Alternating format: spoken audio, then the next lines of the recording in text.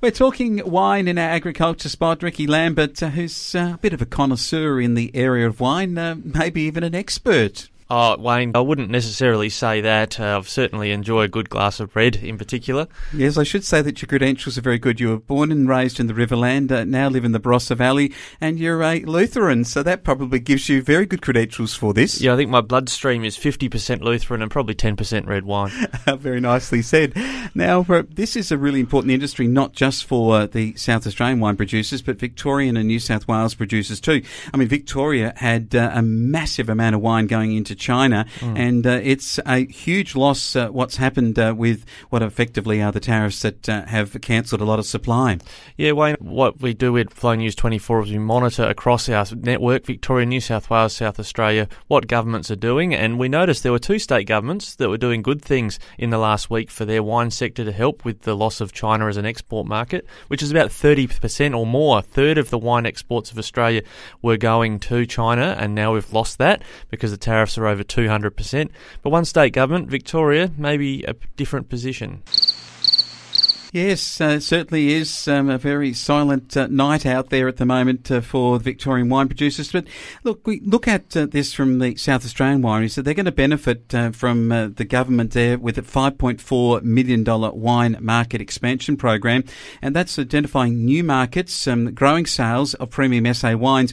And that's new money in that direction to keep the wine industry afloat. Yeah, that's right. $5.4 million the state government in South Australia committed to help them get into export markets, and 10 days earlier they'd also said regarding the American market they were going to help pick up 50% of the cost for 15 wineries for US market entry as well. That's interesting in itself. And then on Friday, the New South Wales Deputy Premier John Barilaro witnessed the signing of an agreement in the Hunter Valley where the wine leaders in the Hunter Valley gathered together. It's a marginal seat too, so I guess that there would have been a fair bit of gathering there to try and pick up some of the votes that might be going. But a $3 million support package for a trade mission to Europe.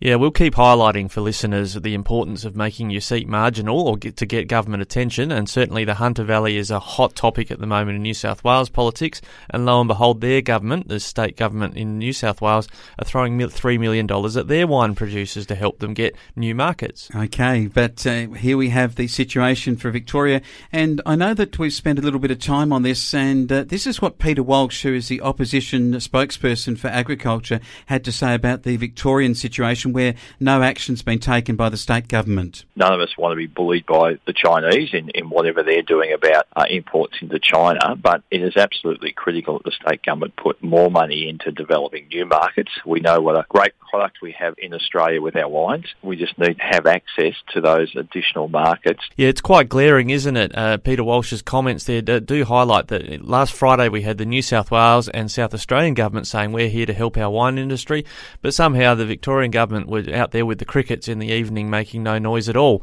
You would have thought that given the importance of the wine industry to regional Victoria, that it would be in its state government having a massive effort to try and help them find new markets as well. Particularly for the folk around the Sunraysia and up into the areas near Corowa and Waganya and Rutherglen, so some key marketplaces that are not getting the equal state support at this stage, Ricky. Well, that's right, Wayne, and we've got a query in with the Agriculture Minister in Victoria awaiting their comments at the time we've gone to air. Crickets.